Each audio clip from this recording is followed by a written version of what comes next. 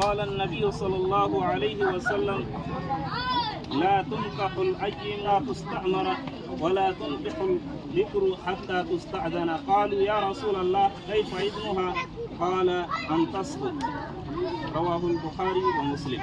وقال النبي صلى الله عليه وسلم لا نكاح إلا بولي وشاهدي عدل.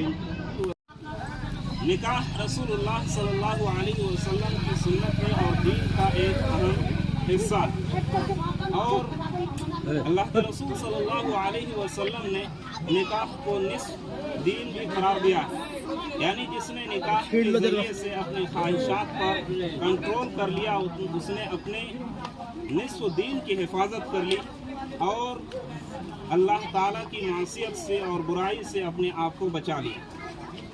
निकाह से मुतालिक रसूलुल्लाह सल्लल्लाहु अलैहि वसल्लम की जो सुन्नतें हैं वो बहुत वाज़ेह और बहुत साफ सुन्नतें हैं जो काबिले अमल भी है और जिसको अमल करना हमारे लिए ज़रूरी भी है और दीन का हिस्सा भी है। इस सिलसिले में निकाह से मुतालिक जो चीज़ें ज़रूरी हैं, जो निकाह के शराइत कहे जा सकते हैं और जो निकाह के अरकान कहे जा सकते हैं, उनको आज मैं मुख्तसर तौर पर बयान करूंगा कि रसूलुल्लाह सल्लल्लाहु अलैहि वसल्लम ने निकाह के लिए किन चीज़ों को ज़रूरी करार दिया। निकाह के लिए जो चीज़ सबसे पहली ज़रूरी है वो है रज़ामंदी। निकाह करने वाले मर्द का और निकाह करने वाली औरत का दोनों की रज़ामंदी ज़रूरी है।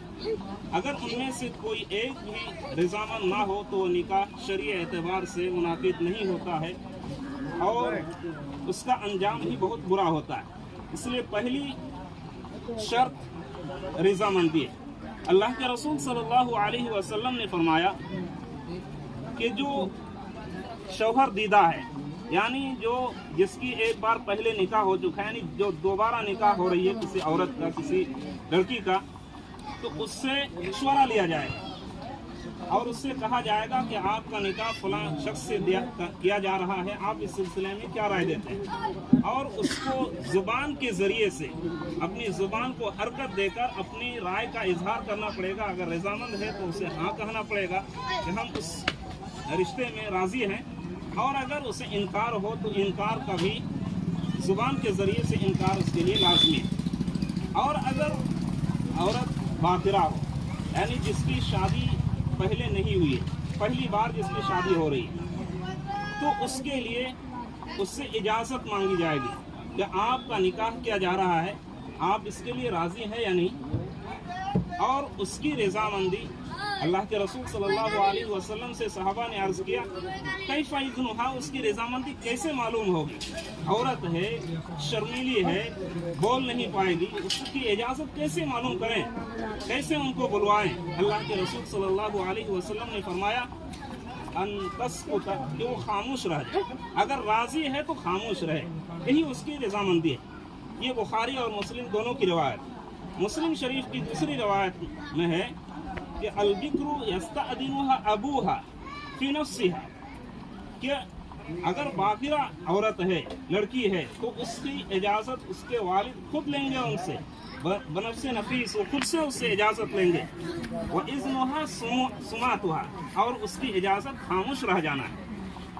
तो निकाह के लिए पहली शर्त रज़ामंदी ज़रूरी है। अगर रज़ामंदी ना हो तो निकाह मुनाकिद नहीं होगा। दूसरी शर्त वली का होना ज़रूरी है। अल्लाह के रसूल सल्लल्लाहु अलैहि वसल्लम ने मुख्तलिफ अहादीस में इसको तफसील के साथ बयान किया और मुख्तलिफ अल्फाज के साथ बयान किया। ला निकाह इल्ला बिवली, ये वली के बगैर निकाह नहीं होता है। एक हदीस में फरमाया ला निकाह इल्ला बिवली व शाहिदै अदलिन, वली के बगैर और दो आदिल गवाह के बगैर निकाह नहीं होता है। एक हदीस में आप सल्लल्लाहु अलैहि वसल्लम ने बहुत ताकीदी हुक्म फरमाया कि जो औरत बगैर वली के निकाह कर ले तो उसका निकाह फासिद हो जाता है, उसका निकाह होता ही नहीं है, उसका निकाह बातिल है। और इस लफ्ज़ को अल्लाह के रसूल ने 3 बार दोहराया। और तीसरी शर्त कि गवाहों की मौजूदगी, गवाहों का होना ये ज़रूरी है।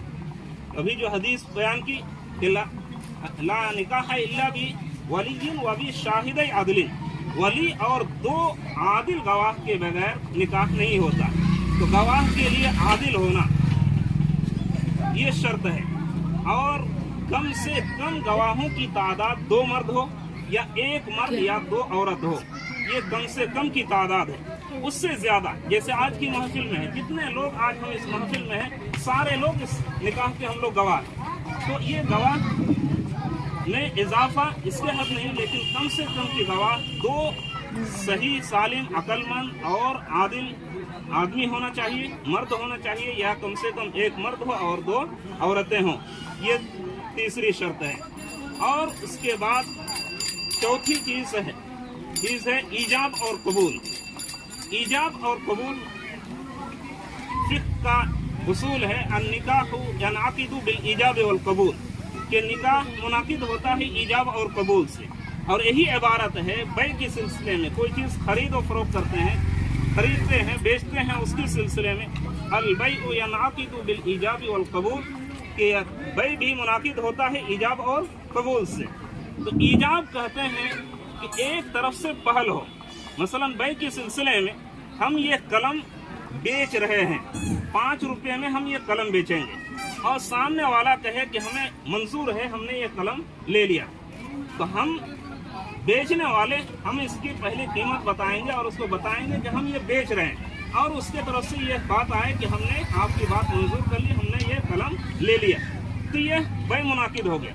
इसी तरीके से निकाह में है कि निकाह में एक फरीक, इसके लिए कोई शर्त नहीं कि औरत ही की तरफ से ईजाब हो और मर्द की तरफ से ना हो, कोई एक फरीक औरत की तरफ से या मर्द की तरफ से, एक की तरफ से ईजाब हो, वो पेश करे कि हम निकाह करना चाहते हैं, और दूसरा फरीक कहे कि हमने कबूल कर लिया, तो ये निकाह मुनाकिद होता है। हमारे माशरे में जो पुराना रिवाज है और रस्म है कि लड़की से भी जाकर ये कहा जाता कि फलां लड़की का निकाह आपसे किया जाता, आपने कबूल किया या नहीं, वो भी कहती है कबूल। लड़के से भी कहा जाता है कि आपने कबूल किया या नहीं, ये भी कहते हैं कबूल। ये दोनों तरफ से कबूल हुआ। इसकी मिसाल ऐसे ही कि ये कलम हम खरीद रहे हैं और आप भी कर रहे हैं, खरीद रहे हैं, बेचने वाला कौन है? कबूल का मतलब हम कबूल कर रहे हैं, इख्तियार कर रहे हैं, दे कौन रहा है? तो दोनों तरफ से कबूल कहना ये शरई नुक्ता नज़र से ये दुरुस्त नहीं है, और रसूलुल्लाह सल्लल्लाहु अलैहि वसल्लम का जो तरीका है ये तरीका के खिलाफ है। इसलिए एक तरफ से इजाज़त हो, एक तरफ से पहल हो, ईजाब हो, और दूसरी तरफ से उसको कबूल किया जाए। और चौथी चीज़ है निकाह के लिए, पांचवी चीज़ महर का होना। बगैर महर के भी निकाह नहीं होता है, लेकिन महर के सिलसिले में है कि आप नक़द पेश करें या कम से कम बाकी रखें, बाकी भी रखेंगे तो उसकी अदायगी लाजमी और फ़र्ज़ होगा, ये अलग मसला है, इस सिलसिले में कभी इंशाअल्लाह बात करेंगे।